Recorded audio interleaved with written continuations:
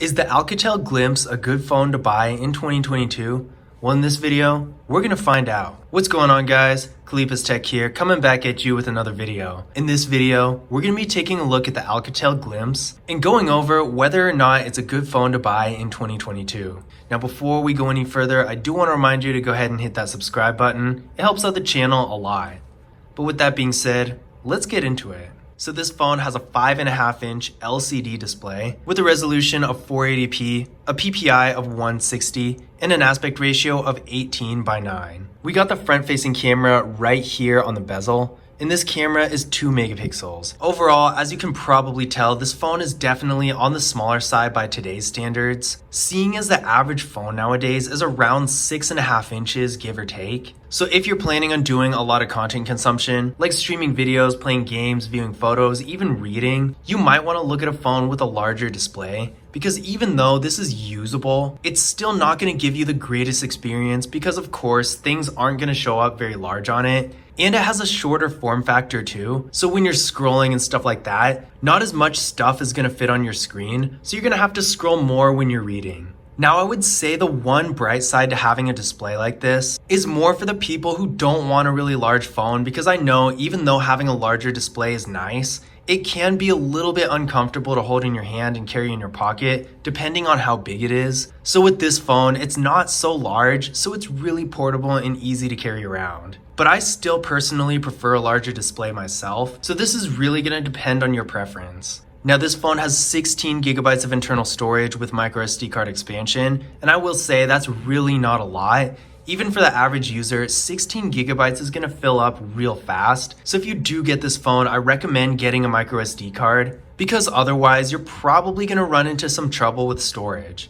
Now, on the bright side, the system doesn't actually take up a whole lot of space on this phone because this phone has the Android 10 Go edition. So as you can see right here in the settings, the system only takes up 4.6 gigabytes versus something like Android 11 or Android 12 that can be anywhere between 8 and upwards of 15 gigabytes depending on the specific device. So although that's not going to change the fact that 16 gigabytes really isn't that much, it'll at least give you a little bit more leeway. But overall, if you're a power user or if you plan on having a lot of apps or something like that on your phone, or maybe you just want to keep most of your stuff on the phone itself, then I would recommend looking into a different device with more storage. But if you're just going to be doing basic activities and you'll be fine with putting a micro SD card in your phone, then you should still be okay. Now, there's no wireless charging with this phone, not a big surprise at all. I wasn't expecting it, I just want to point that out. And there's also no fingerprint scanner. Now, interestingly enough, we do get face unlock with this phone, which is a pretty cool feature. So if you don't want to have to put in your PIN, you'll be glad to know that the face unlock on this phone works really well. So I'm going to try it out so you can see for yourself.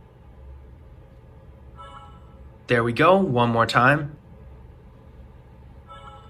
And as you can see, Face Unlock is really fast and responsive. And this was actually a nice surprise because in my experience, lots of lower end phones don't really work too well with Face Unlock. But this Face Unlock is actually really fast and responsive. And for a phone in this price range, that is really impressive. I think this Face Unlock does work faster than some fingerprint scanners. So if you're looking for a phone that might not necessarily have a ton of features, but you want a fast, convenient way to open it without putting in a PIN, that's a nice advantage that this phone has. Now, taking a look at the camera setup here, the Alcatel Glimpse only has one camera, and this camera is 5 megapixels. So if you're planning on taking nice pictures that you're going to keep for social media or something like that, you're probably going to be disappointed because this camera really isn't that great. Since there's no depth sensor, you're not going to get portrait mode, and of course it doesn't have an ultra wide camera or anything like that. So you are really going to be limited here. But on the other hand, if you're only taking a couple pictures here and there to send to friends and family, or maybe you're using something like Snapchat where the quality isn't really that important, then it should still be acceptable. The same thing is going to go for video. This phone can shoot in 1080p in both the rear and the front cameras, which actually really surprised me because this display is only 480p. So I honestly expected a limit of maybe 720p or something like that. But in reality, this phone can shoot in 1080p. Not that the videos are going to be very good quality. The same principle again applies. If you're only shooting videos here and there just to send to friends and family or maybe Snapchat, then it's going to be perfectly fine. But if you want to shoot B-roll or something for a serious video that you care about, I would definitely look at a different device because any photos and videos taken by this phone are probably not going to be the best quality. Internally, this phone is getting 2 gigabytes of RAM with the MediaTek MT6 739 processor. I ran a Geekbench 5 benchmark test on the phone, and it came back with a single core score of 101 and a multi-core score of 341. So this is not a very powerful processor, so it's really going to be meant for the most basic tasks like sending text messages, making calls, some really light web browsing and social media use, and some light video streaming as well. Overall, I would say if you're planning on being on your phone a lot, I would look for a different device with more processing power because this, for most people, especially frequent users, really isn't going to cut it. If you're browsing the web a lot or going on social media a lot, especially on apps like Instagram and TikTok that have more stuff going on graphically, you're probably not going to have the greatest experience because this phone is really not going to be very fast. Now, what I would recommend doing is running a Geekbench 5 benchmark test on your current device and comparing it to this one to see if it's an upgrade. But given the level of this phone's processing power, chances are it won't be. Now, this phone has a 3000 milliamp hour battery, no fast charging or anything like that. So if you're planning on using your phone heavily throughout the day and don't always have the time or space to charge it, this could be a problem because the battery really isn't that big. Now, if you're just an average user and you're not on your phone constantly, it'll probably at least last through most of a day. But down the road, in terms of longevity, the battery is going to wear out a lot faster than, say, a 5000 milliamp hour battery. But with that being said, this phone does have a slightly unusual advantage in terms of battery because this battery is actually removable. So if you pop this tab right here, you can actually take the whole back off the phone.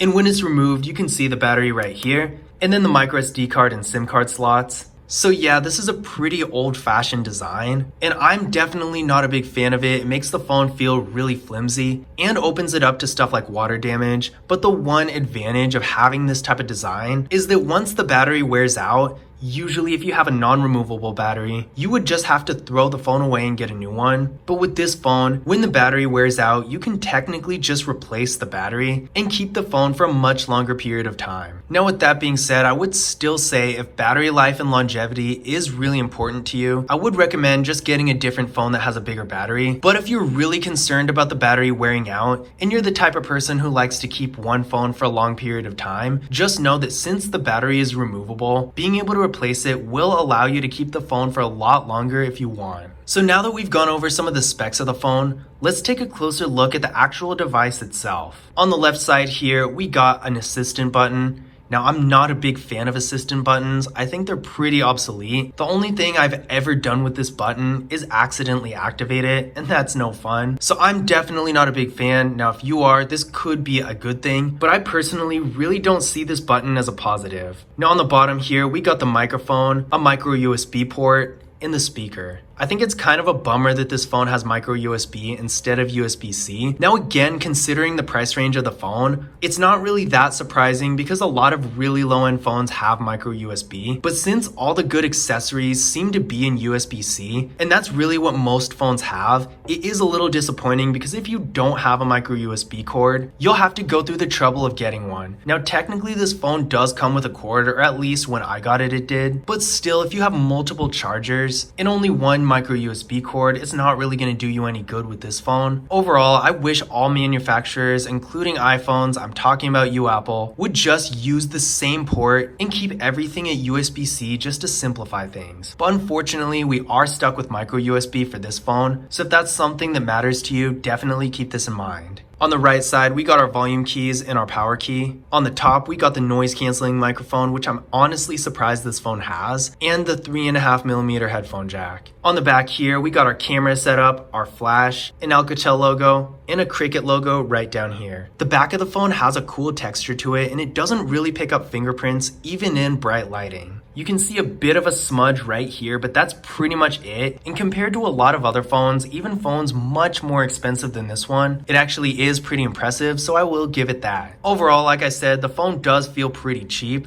But on the other hand, despite being cheap, I do think it's decently durable. If I drop it, I don't think it would break. It would basically be like those old, cheaper Android phones that would kind of fall apart, but you could just put the back on and it'll work perfectly fine. So in conclusion, Is the Alcatel Glimpse worth buying in 2022? Personally, I would avoid it. There are lots of other phones out there that may be a little bit more expensive, but they're going to provide so much more value because they have actually usable camera setups, much larger displays, more storage, better processors. The list really goes on. This phone is really bare bones, meant for the most basic tasks. So if you don't really do anything at all on your phone, then you'll probably be okay with this one. But even for the price, you can really do better, especially with the deals carriers keep having. Now, this kind of thing is always changing, but depending on what carriers end up doing by the time you watch this video, you could very well end up getting a phone for free that's better than this one. So overall, if you're just looking for a phone to do the most basic tasks with, like sending text messages, making calls, listening to music, maybe taking a couple photos here and there, but really nothing else, then this phone should be acceptable. But if you think you're going to be on your phone a lot, I would definitely avoid this one and get a device with a better display, better features, more storage, and a better processor. But I hope you guys enjoyed the video, and I hope you found this information useful as well.